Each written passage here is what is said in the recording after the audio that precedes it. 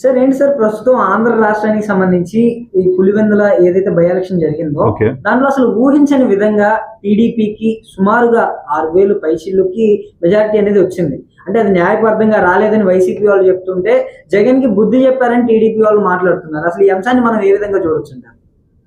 TDP కాదండి, ఇది కూటమికి. కూటమికి పులివెందుల్లో 6,700 చిల్లర ఓట్లు వచ్చిందని చెప్పేసి వాళ్ళు సంతోషపడుతున్నారు, పండుగ చేసుకున్నారు, విజయోత్సవాలు చేసుకుంటా ఉన్నారు. రాష్ట్ర ప్రజలకు తెలుసు 30 సంవత్సరాలుగా పులివెందుల్లో రాజశేఖర రెడ్డి గారు కానీ, రాజశేఖర రెడ్డి గారితో జగన్మోహన్ రెడ్డి గారు కానీ ఏ రోజు అక్కడ ఓటమి లేదు.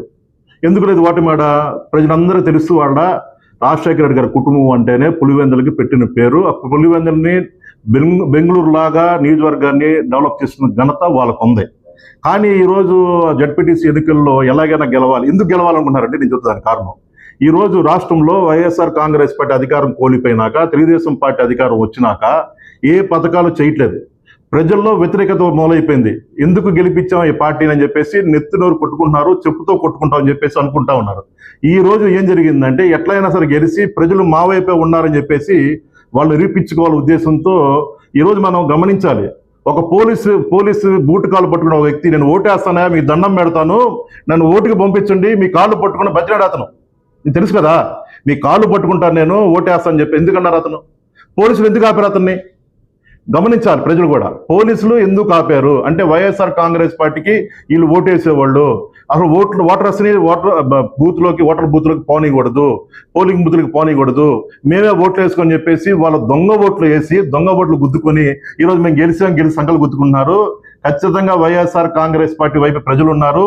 రాష్ట్రం మొత్తం ప్రజలు తెలుసు. ఈరోజు ఏదో వాళ్ళు ఏమనుకున్నారంటే తూతు మంత్రంగా కొన్ని ఓట్లు ఇద్దాం, వాళ్ళకి పూర్తిగా ఓట్లు ఒక పడితే మమ్మల్ని దొంగ ఓట్లు వేసి అనుకుంటారని చెప్పేసి షో చేస్తారు. కానీ ఖచ్చితంగా ఇది ఓటమి మేము అనుకోవట్లేదు. ఖచ్చితంగా ప్రజలకు తెలుసు, ప్రజల మనసులు మేము గెలుచుకున్నాం. ఖచ్చితంగా ప్రజలు మమ్మల్ని గెలిపిస్తారు రేపొద్దున.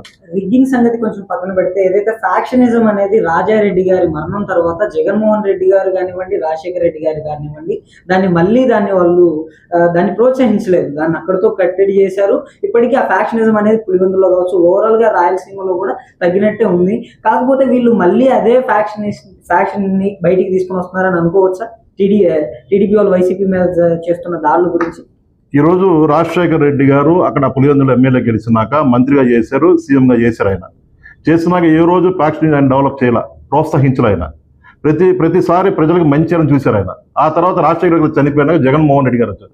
జగన్మోహన్ రెడ్డి గారు ప్రజల కోసం ప్రజలకు న్యాయం చేయాలి, మంచి చేయాలి, రాష్ట్రాన్ని అభివృద్ధి చేయాలని చెప్పేసి అనుకున్నారు కానీ ఎక్కడ ఆయన ఫ్యాక్షనిస్ట్ ఆయన ప్రోత్సాహం చేయాల. కానీ ఈ రోజు